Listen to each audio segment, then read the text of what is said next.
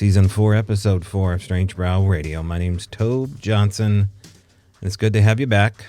Maybe some new faces, new ears, and new eyeballs over at the YouTube channel. Well, you can hit subscribe if you want, or share it, or hit the like button, or write a comment down there. All that helps out the algorithms, and the algorithms are in charge nowadays. Also, thank you to our sponsors, Feral by Aaron being one of them, ERYN. Feral by Aaron over at Etsy. Alchemy Sound Tools, that's how she describes them. It's the busy season. Go check out all of these sound devices, alchemy-inspired spirit tools, drums, rattle, smudge fans. You know you want to at least look. Go do it over at Etsy.com and Metallic Monsters. Order your metal monster and stick it up on a shelf. It's a clever item. 3D printed metallic monsters made right here in Washington State. In fact, one of our own monsters, Blondie, available over at metallicmonsters.com. We'll be right back.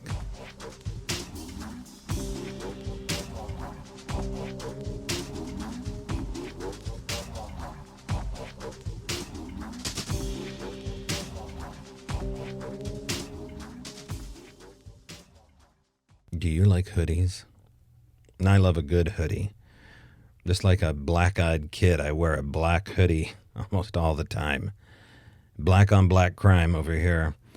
It's got our official Strange Brow Radio logo on it. You can check that out if you'd like one over at strangebrowradio.com. That's where all the cool kids shop, especially during the fall season when the brand new SBR hoodie looks so damn fine when you're walking those fall colors, just like a scene out of When Harry Met Sally.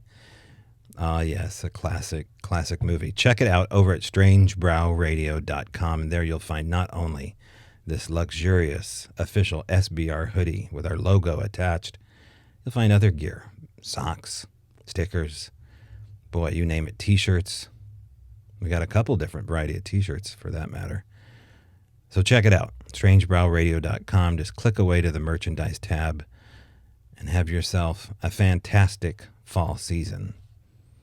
Now, I made a reference to a classic, Harry Met Sally, but before that was another classic that has recently been redone by the same director that did a great job over the new sequel of Blade Runner, and that is the readapted Dune.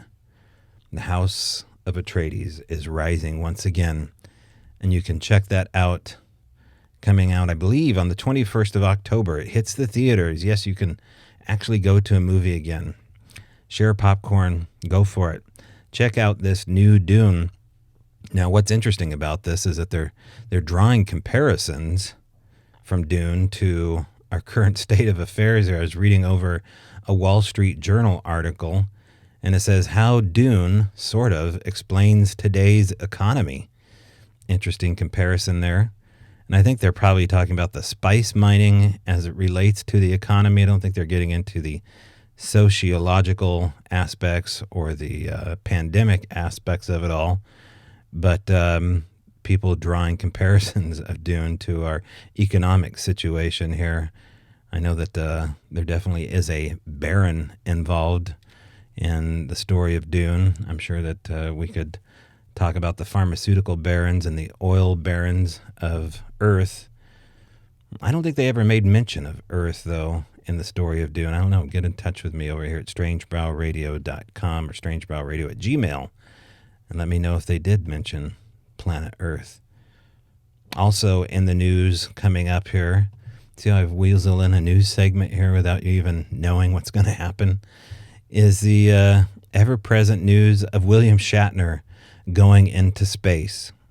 Now, if you haven't heard this story and haven't followed up on it, I don't know where you've been, because it was front and center in the news 7 days ago that Bezos of Amazon put Captain Kirk front and center with a couple other people in his giant penis rocket and shot him into space for, I don't know, under 10 minutes, I think, which is perfect for the penis analogy. That's how we're having fun by ourselves here on the radio. there's some video you can watch. Go check out William Shatner in space, and mostly you see the back of his head as he's glued to the, I suspect, plexiglass window looking down at Earth.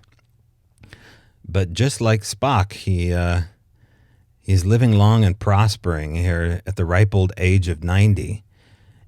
And his quote is that of not of an unexpected quote after he touched down and did his subsequent interviews. Said some very interesting things, a tearful response, a grateful response, if we are to believe he actually went into space. One of the responses he said was, and I quote, "Then suddenly you shoot through it, all of a sudden, like you whip off a sheet, and you're looking into blackness, into ugliness." Shatner then continued, comparing Earth below to space above. "There it is, Mother Earth, and comfort, and there's death." And those were the comments of Captain Kirk, an unexpected response.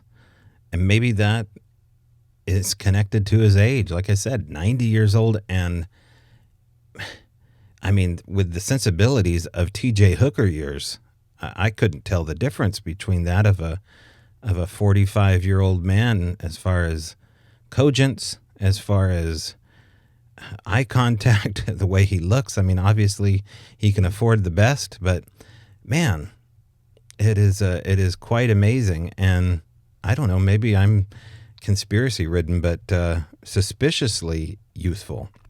But I have no suspicions over this next 90-year-old. Now, freshly just turning 90 is the legendary witness of Patty at Bluff Creek, Bob Gimlin, who just turned 90 years old. I hope he had a wonderful birthday. But if you haven't met Bob, well, you really don't know what you're missing as far as a caliber of a person. But as far as somebody who looks incredible for 90 years old, it actually made me make some changes, some immediate changes, because I've kind of had some on and off health issues, which I have never even been into the doctor till the last couple years. And these guys are just an inspiration of living your life correctly, especially Bob, because I know a little bit more about his health routine. And I know he's a disciplined man and has a lot of work ethic and a lot of fun at the same time. So anyway, let that be a lesson to you. Treat your body like a temple, just like Mr. Gimlin did, and even Mr. Shatner. All right, next up is our guest. Let's get to it. Now, I don't think he's ever sat down and talked on camera. I can almost guarantee you that probably hasn't happened. And, well, kind of for the most part, he doesn't really go on camera totally with me. But, it's for his safety, living in a small town. You know how these things are. So with the name David, and from the backside, my camera's facing, and a little fireplace that he had set up here close to his house. We're shrouded in the woods, and David is going to relate to you his dealings, his experiences with what can only be described as Sasquatch coming to his property and leaving incredible gifts. Now, one of these gifts here I want you to pay a particular attention to, especially if you're a rock hound or if you're into space. If you know anything about space and the debris that may come down here. Very interesting gift. I don't want to give that part away, but check it out. That is coming up here next. My interview with a new witness, and the possibilities are endless here with this guy as far as opportunity to check out an incredible area, all new to me. My interview with the witness, David.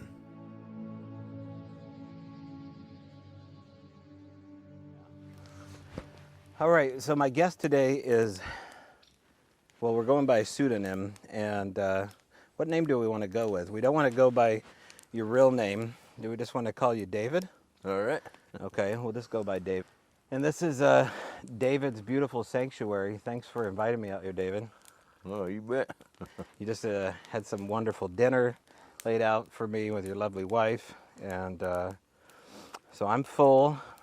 And for dessert, we're going to talk about your experiences, and you've had some experiences out here. You've lived in the most beautiful, pristine area of the Pacific Northwest, one of the most beautiful places I've ever seen, aside from our place. And how long have you been out here? About 30 years now. 30 years. Yeah. Yeah, and you've had a lot of experiences with a little bit of everything. And your connection, though, first, why don't we talk about your connection to the land here, because you work with the land. Your life is kind of absorbed working in and around nature. We're not going to say what you do, but you have, obviously, just by the skins that you have around here and the bones that you have on your property, you know wildlife, and you know what you're looking at when it comes to possibly Sasquatch. And so you have experiences out here with Bigfoot. Talk to people about maybe one of your first experiences when you knew that they were coming around the property, or living out here 30 years. Surely you've heard other people talk about it. I have, and I've heard some of my friends talk about the lower Elwha River here and hearing loud screams there, and they said it was pretty blood curdling, and it made a chill go up their spine. And one night when I was sitting out here having a beer, I heard something scream back there in the forest, and that sent a chill up my spine. And then I heard this loud crashing through the brush and like logs breaking and things, and then it just went quiet, but it came right toward me for a while, and it scared the hell out of me. I ran back in the garage and slammed the door, and that was my first thing when I first moved in here. And this was all wilderness. We were the second house in here, and it was still all wilderness back then, and it's connected right to the mountains behind us. Yeah, I mean, up against you is a national park, and beyond that national park, the next major road is how many miles away do you estimate that to be? It's miles and miles away till you get to the next highway or anything. And man, along this mountain range too, you can drive up in there and drive clear over like endless ranges of mountains clear to Quilcene from here. I mean, there's that much wilderness between this area.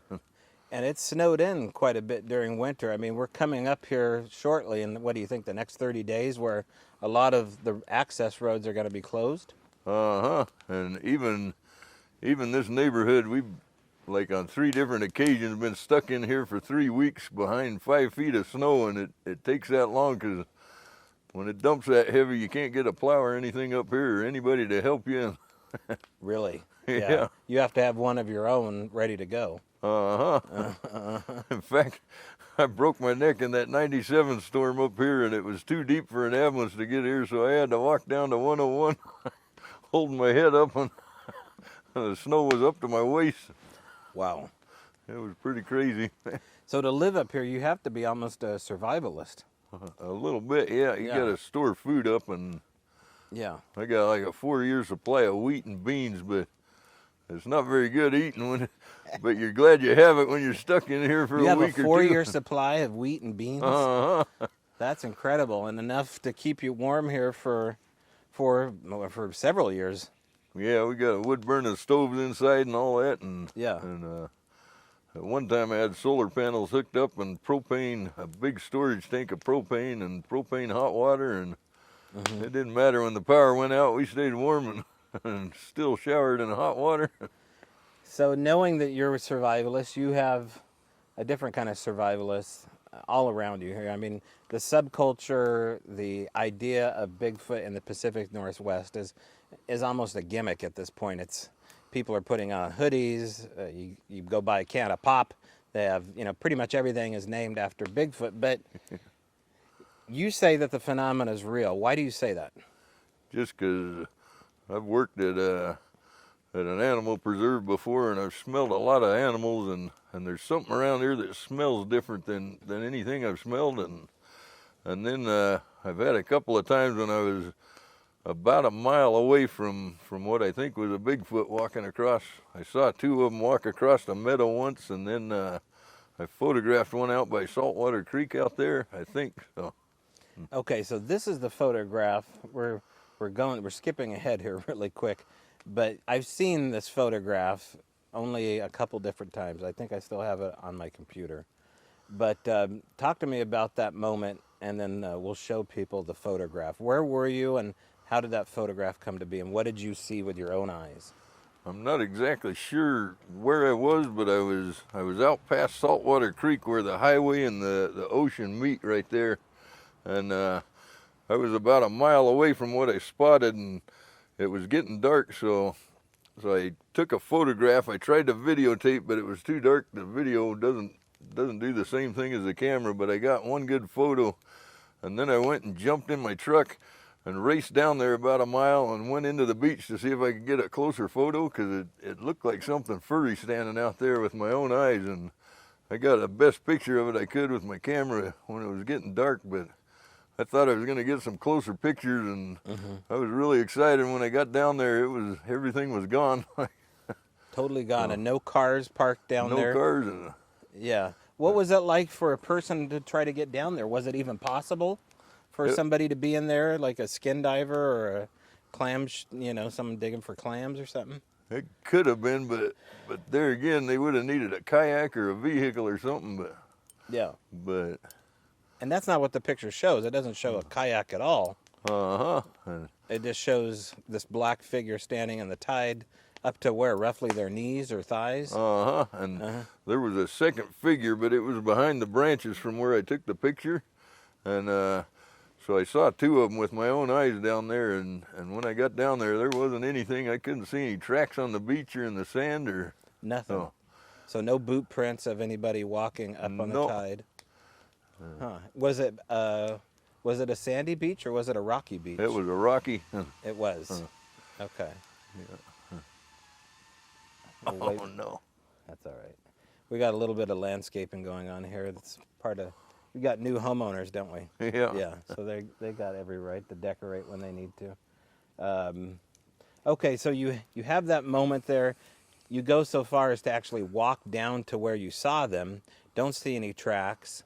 Did you get any feeling while you're down there that something was watching you or anything of that effect? I didn't feel that, but I was feeling a lot of adrenaline because I thought I was going to get a good picture, and Yeah. Well, you did get a good picture. I mean, is it definite? No, but it's a beautiful picture, and we don't know what we got. Yeah. But man, I was excited because I just had a feeling it was something cool. Yeah. Well, it is something cool, and it's in a squatchy area for sure. I mean, it's not far at all from where there's been a lot of sightings. Yeah, those mountains are so steep there too. People don't go up there a lot. Yeah. Just not somewhere people hike. No. Okay, so you have stuff happening here right on your own property, and you have some evidence of some strangeness here off to your left. I want to show people exactly what you're talking about, but in regards to the, talking about the Al Moon Lab, we talk about places that are familiar where they're power spots, where things seem to happen more often. Like there's a favorite location to go to interact with. Is that in your case the same thing? Do they have a spot they like to go? They seem to like this tree over here. It's one of the biggest trees in the Greenbelt, and they just leave weird stuff there sometimes. And Yeah.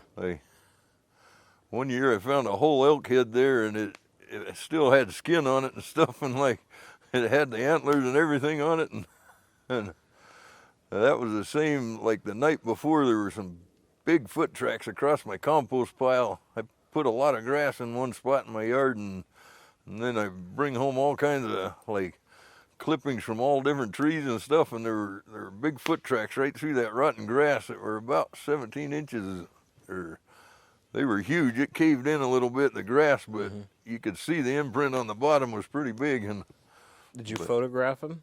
I did a while ago. I'm not sure where I've got that. Okay. I'll try to dig that out. Yeah, but you're not opposed to taking pictures of evidence or things happening? Oh yeah, it was kind of cool. So I thought they were my foot tracks, and then when I looked how big they were, I'm like, something walked across here, and Yeah, yeah. Now, do you remember the distance between footprint to footprint? Was it average? Was it a big step? it was like 7 feet or somewhere in there. Yeah. And so going back to that elk head, you said the skin was attached to it, the rack was on it. Was it a rotten elk head or was it a fresh kill? It was a rotten one, and it was it had been there so long the stuff had dried out on it and things, but it looked like it died of unnatural causes or something. How long between the moment you found that elk head to the moment before that when you came to that tree? Had you been down to that tree recently and it turned up recently, or how quick was that moment between the visits? It was probably about 2 weeks, I would say. Okay. And do you know of any other predator that would bring a kill, just the head, and deliver it? And was it face up, like jaw planted down on the ground? Yeah, the jaw was on the ground, and the antlers were going up the tree like it was posed almost, and And the snout facing out. uh-huh. Okay. I got really excited when I saw that. Yeah. Oh, I bet. And so when these gifts turn up here, I'm looking at the tree now. When they show up, are they facing your house or are they all around the tree? They're always right in front here, like Right. on this front side of it. So facing right on the path, coming right in here to your little park. What other things have you found on there? Like bones all the time, and fossils and weird rocks, like really weird rocks. They stick to magnets, and Yeah, well, walk me through some of the things that you found. or should I hold them up here? or- Yeah, well, you can just show them and then I'll show them on camera later. Okay. So what is that one?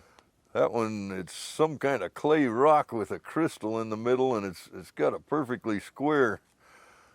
I call it my Saturn rock because it's got little Yeah. holes that look.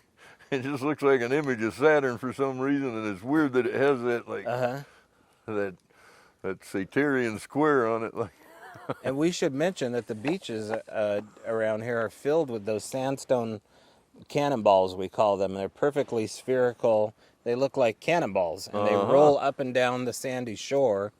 And so it's not like the beach, though, is right beyond that tree. It's quite some distance to go down and find those kind of rocks. and there's also some on the top of Hurricane Ridge. These seashells. And, Oh, really?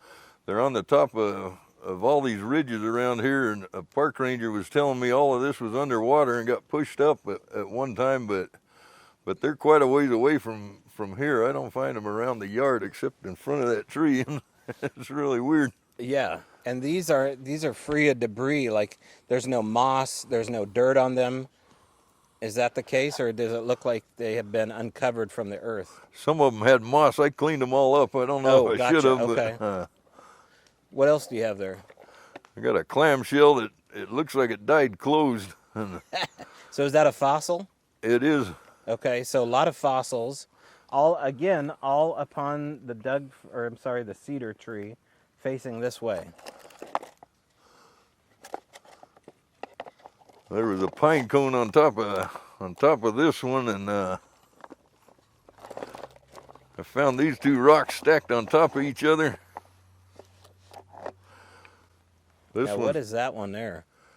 This one's basalt, but when you put a carpenter square on it, these edges are perfectly square on both sides. They don't look like it because there's an angle here, but each one of these sides are square, and these are like almost flat cut. Yeah. It looks man-made to me almost, but I found I can hold it like a stylus, and you can like make real cool imprints in clay with it, like all these triangle runes. It's just kind of cool, but Yeah. I don't know what it was originally, and I had a city archaeologist look at it, And what did he say? man, he said it looked man-made, but he looked at it for 45 minutes, and then the rock shop guy offered me $300 for this one, and he's telling me it's not a meteorite, but it was right on top of this rock, and Oh, it was sitting on top of it like that when you yeah, found and then it? there was a pine cone on top of it, and It's really weird because this rock sticks to a magnet like clunk, but it's stone of some kind, but it's magnetic and it's got this like burned glass, like welding slag all over it. Yeah. So what did the rock shop guy tell you it was? He told me it was metamorphic or volcanic, and And he's willing to pay you $300? yeah, he's telling me it's not a meteor, but I think He thought it was. I think yeah, $300 is a lot for metamorphic rock. there's a like really weird find under that tree. I like filed the back side of it off, and it's perfectly black inside with all these little green spots, but it sticks to a magnet like crazy. So it's totally magnetic, both sides. Uh-huh. And it's yellow. Yeah, it looks to me like it was Yeah. really hot at one time because there's like welding glass on it, and Yeah. Interesting. So for that to arrive sandwiched together, 3 different objects layered on top of that stylus rock, I mean, the chances are that something left that there that had hands. that's what I was thinking. I kept quizzing my son about it, and he denied ever putting them there. So, like, I don't. So you ruled out that you're being hoaxed. Uh-huh. And would your son be the only person that you would ever blame besides someone else? Yeah, Yeah. he played out here when he was a little kid, but like Yeah. some of this stuff's happened since he's left home, and Gotcha. So now that he's gone, it's still occurring. uh-huh. So what's the last thing that happened out here? Gosh, I think it was like one of these like big fossils here, but I think it was that one was the last one I found, the big clamshell,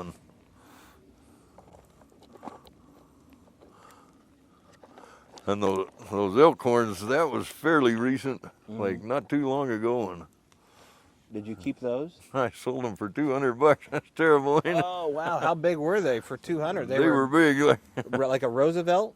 uh-huh. And so there's bones periodically all around these trees. Like I'm looking at a couple of look like femur bones over here behind this tree. Were those bones also by that tree, or do they put bones by other trees? Bones as well? have just been by this tree and that one over there, and Yeah. and a few weird rocks appear over there once in a while, but mostly that tree's where all the activity is. And I found this little rock. I don't know if you can see it on camera, but it looks like it has a half moon in it. Like Now, when did that one turn up? that was about probably 6 months ago in front of that tree, or Okay. it was a little longer than that. Man, time goes by. Yeah. When's the last time you checked out that tree? I haven't checked it for about a month. Really? So we don't. There could be something there now. Uh-huh. And this tree right here, something was digging right in front of that, like not too long ago. Okay. Now, have you ever come out here and sat at night? Uh-huh. And what happens? Like that first story I was telling you about, that crashing through the brush and that loud scream, and the neighbor's donkey was like, "Reow." It was going crazy. Something like went through that yard and into my yard and charged clear up to here. And Right. man, it like scared me so bad I retreated inside. And Wow. Now, earlier when we were having turkey, your wife was mentioning that something even hopped on top of the roof, and you guys played it off as being a predator like a cougar. oh yeah, Do you have any private suspicions, or do you think that that was a cougar on your roof? I'm not sure. It sounded pretty heavy, and It did. but it scares you because you're in there at night and like it jumped on the roof and it sounded as heavy as a person or a 200-pound animal or something. Yeah. Did you did you go up there afterwards to see if there was anything on the roof? I didn't. Yeah. I you don't- didn't go outside have at a- night either, but You have a tendency of falling off the roof, too. We don't need that happening. Interesting. And I'm mesmerized sitting out here with I don't know if the camera can pick this up, but all around me is a circle of teapots that are all turned into little lamps, and there's flames coming out of the spigot part of these silver-plated teapots. So it's like being in a little Bohemian Grove, a little bit. And I can't imagine that a Sasquatch would be turned off by this atmosphere.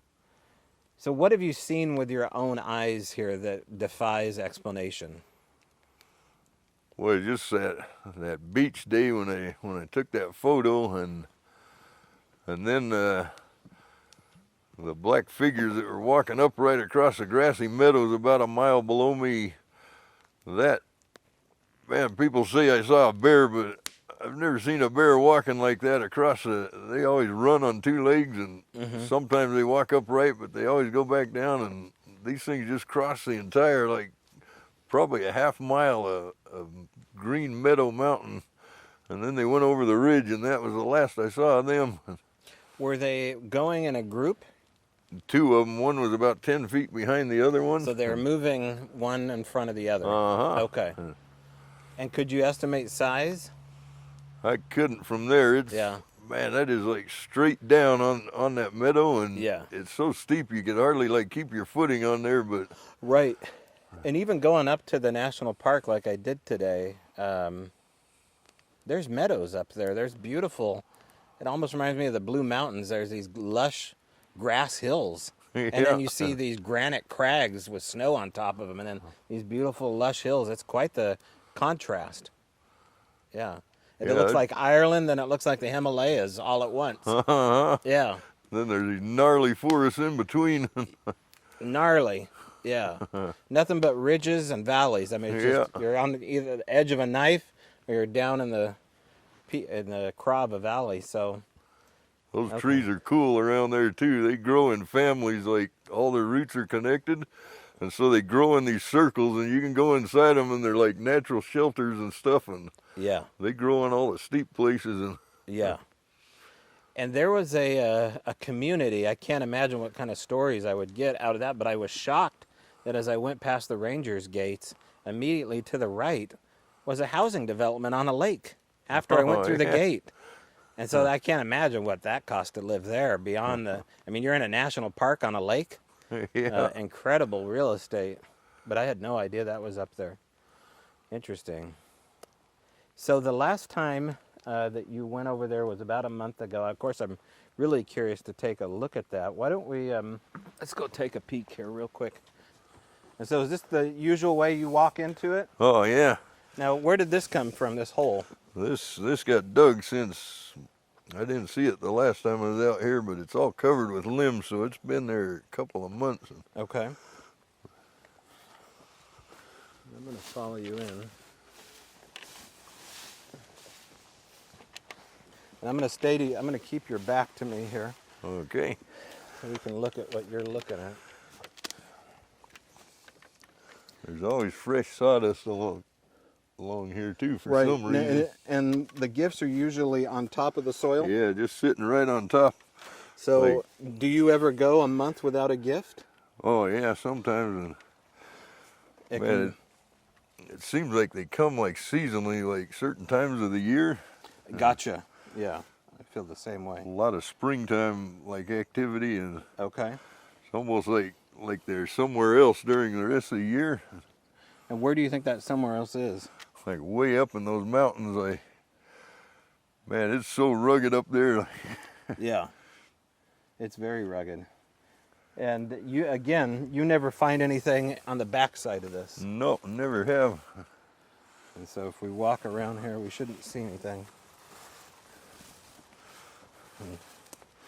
Nothing here.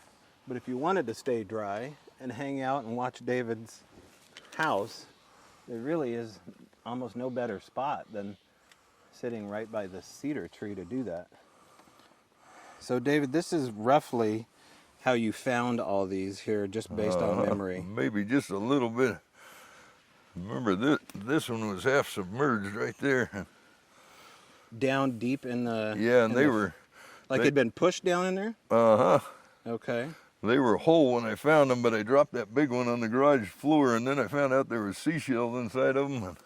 This one right here? It broke perfect, or that round one. Oh, gotcha. This one's so interesting, though. Let's see this here. Let me see if I can get the camera focused in on that. This is a bunch of clamshells that have been fossilized in the sandstone, and it's a conglomerate of other shells and sand. And for that just to arrive here, along with something like this. Now, was this broken in two when you found it like No, this? both of these round ones were whole, but I dropped that one on my garage floor, and it broke perfectly in half. Right, and inside it, you can see right here is a little tiny, what do you call that kind of shell? A snail of some Yeah, a little kind. snail. Yeah. And so through time, sand just collected around that. Let's see if we can put the puzzle piece back together there. There we go. Just like that. But this is this is really fascinating. And I want to take the camera off here to show this. I got a big magnet I could go get. Yeah. Go ahead and lift that up and make sure, just to show you. Look at that. Oh yeah. Yeah, it's definitely sticking to it. I'll be damned. And that is, let me try that. Oh yeah, you can feel it just wanting to suck down on it. So I don't know that a regular volcanic rock would be magnetic like that, do you? I don't. It's pretty bizarre. Well, it looks like a heart or something. It looks like ventricles and things like that coming off of it. It's really, and this is where you said you took the file to Yeah, I it? filed it off with a grinder, and it's like jet black inside. Yeah. Has little green veins going through it, and spots look like Interesting. jade or something. So if a rock hound was going to pay you $300 for this, he knew it was worth considerably more than Yeah, but he told me it wasn't anything but a piece of like metamorphic or something. that. Yeah. I mean, he wasn't paying you what he was going to get out of it. He was paying you less. That's really interesting. And so have you taken it to anybody else besides that guy to have it looked at, like an actual geologist? I haven't. I took that square rock to the city archaeologist, and he was pretty fascinated with it for a long time, and Yeah. how Oh, you mean man-made this- it looked. This one here. Yeah. Yeah, and it's interesting. You say it looks like the angle of a compass, because we were talking a little bit about the Masons here off camera, and it kind of reminds me of Yeah, that. it's got a Masonic square Yeah. and a compass in it right there. Right. And so somebody was saying this looks like it might be man-made. I mean, it looks like shale that has been peeled off a little bit, but this is an interesting little divot right here too.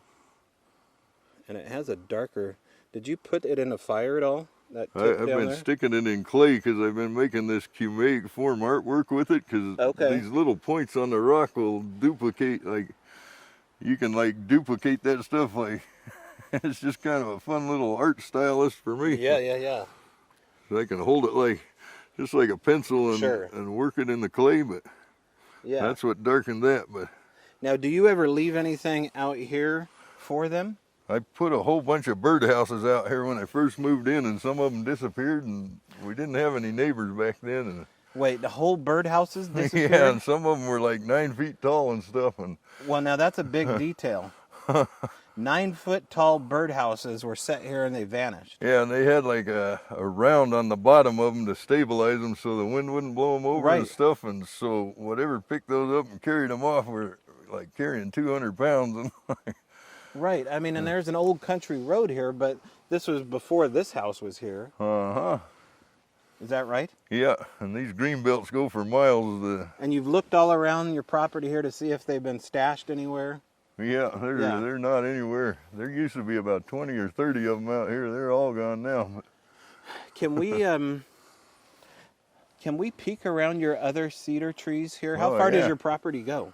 It goes back to just about that tree line in front of that driveway Okay. there, and then back in there a ways. But Let's do that. Maybe let's peek around these other cedar trees and see if there's anything going on around this area. Or have you checked all these cedar trees to see if there's any more rocks or anything like this? I haven't. It's wet out here most of the time, so you get your pant legs wet up to your waist Right. usually. Today's And, pretty dry though. I'm going to follow you. Let's just take a peek and take me on a little tour here. I'll stay behind you. Yeah, it is kind of wet today.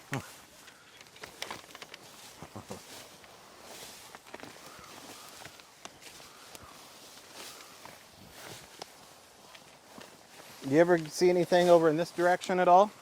This is where that loud noise came crashing through right up to about here when I was sitting there. Uh-huh. And these are more cedars over here.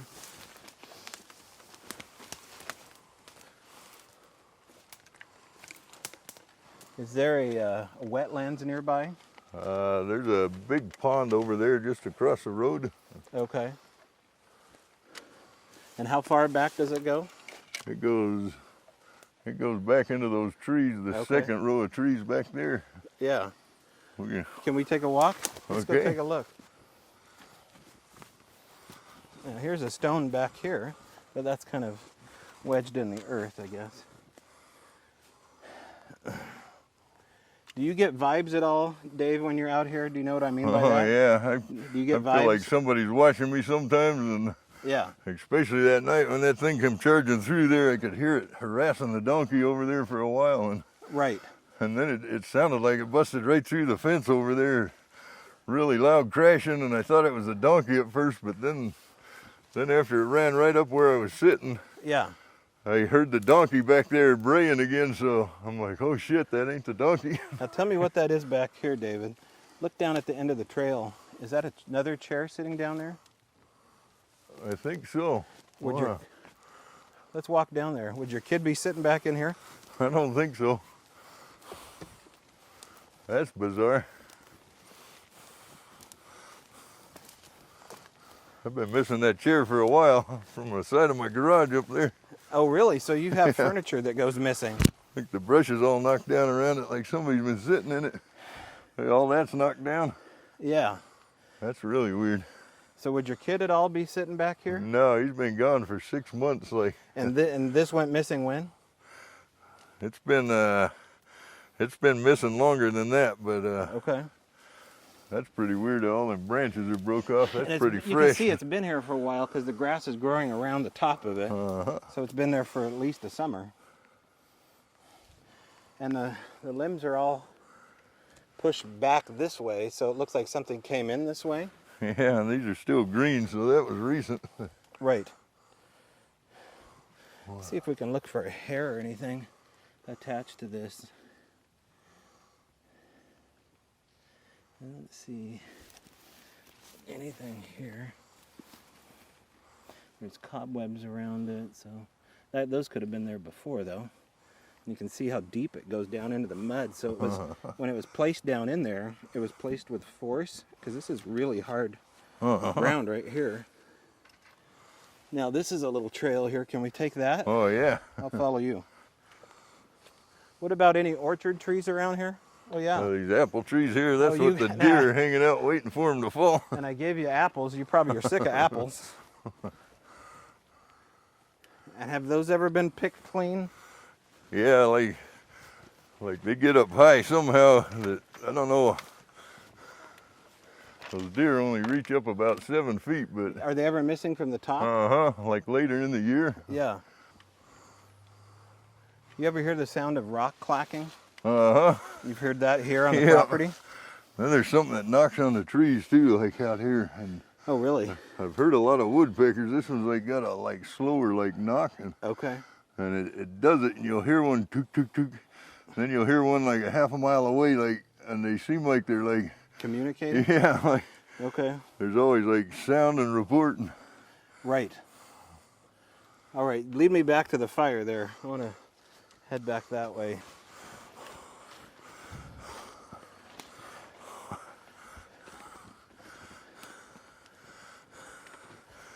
Oh, nice. A little wizard walking stick here.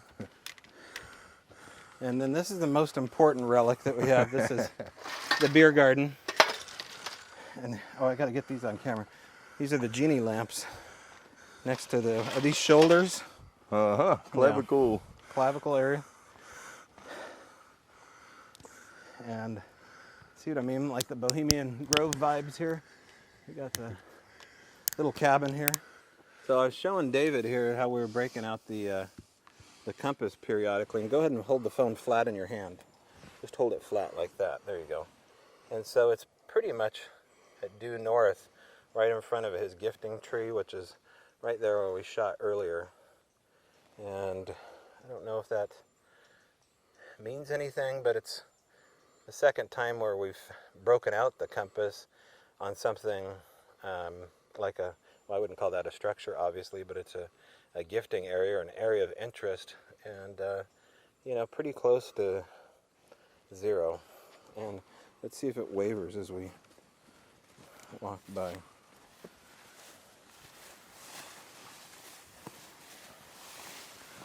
Anything happen here? So do zeros right there. Do you ever find anything right in this area? Oh right yeah, I found it looked like mother of pearl, but it was almost a transparent rock that was really shiny right up in the crotch. Right of in that crotch of the tree at Yeah. zero. Okay. And so your house is the exact opposite. It's at due south, 180 degrees. Did you build that house to face the sun in a certain way? No, we just laid it out kind of random. We were amateur framers, and Okay. All right. Now let's try. Are you opposed to me turning on a random word generator to see if I can get any random words? that won't bother me at all. Supposedly, it's not a random word generator. There shouldn't be any words coming off of this according to the programmers, but I take issue with that because it says the same words a lot. And I'm sure it will again, but let's see what we get. Ovilus on. Okay, we'll see if we can get anything. Can you tell us anything about this part of the tree? Is this part of the tree important? You can use this device here to talk to us if you want. Or tell me something about David.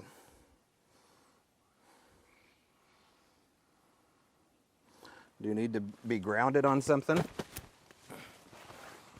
Let's see if we can ground it here now. We don't have much of a cell phone signal, Oh yeah. but maybe we can get something.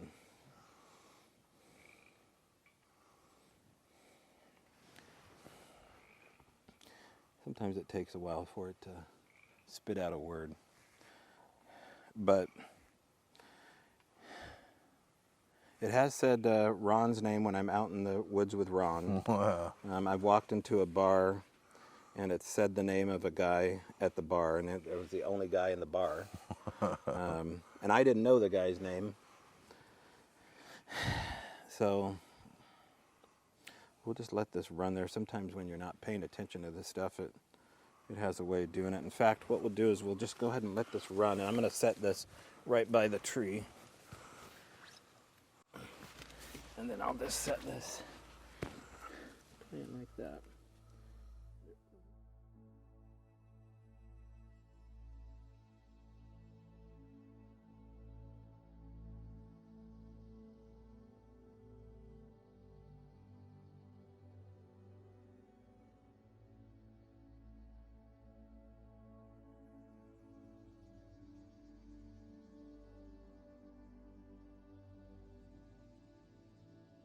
The weather was not on our side that evening, but that's the way it goes sometimes. It's definitely an area I want to go back to, and the stuff that you missed, well, we'll catch it when the weather's better. I think we got up close to 5,000 feet, maybe a little bit above that. Definitely saw Canada in the night sky, but it was so darn windy, so darn windy and very rainy. At one point, the hood of my car nearly got snapped off the hinges from a gale force wind coming up there. So if you watch my last vlog called Hurricane in Helos, we weren't too far. In fact, that day when I shot that vlog, I was headed down to David's house. Wasn't quite sure if we were going to make it because of the weather, but yeah, a definite plus to not only talk to David, but to get to see the area literally behind his house. So very remote. What did you think of that rock? You had a chance to take a look at the magnetic power of that, and a lot of similarities with other extended experiencers describing a certain location where things happen more often. In this case, a cedar tree directly at point zero, directly due north. And there's a video that I alluded to of us above the Al Moon Lab measuring, and I think it's coming up actually in this documentary, The Flash of Beauty, where this stick structure that we find, which absolutely is a giant log structure, not stick, but a log structure, is pointing exactly due north as well. Just zeroed out due north. So that's what I was alluding to in that. And if I can find some of the archive footage, I'll post that up as well. But very interesting site. The cedar tree needs to be worked. And I talked to David afterwards, and maybe he'll start working that cedar tree.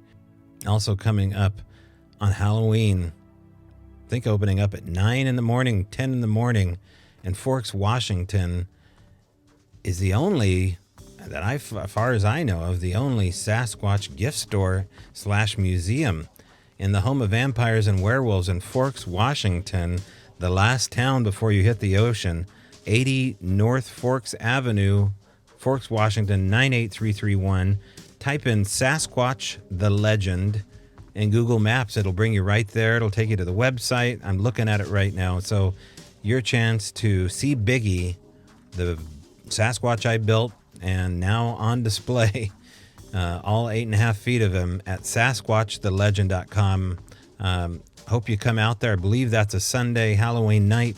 If you can make it your top priority, well, that would be very flattering. But if you can make it out there in general, even after Halloween, check out Sasquatch the Legend over in Forks, Washington. All right, that's it for me. Y'all be good out there. And of course, I will see you in the trees.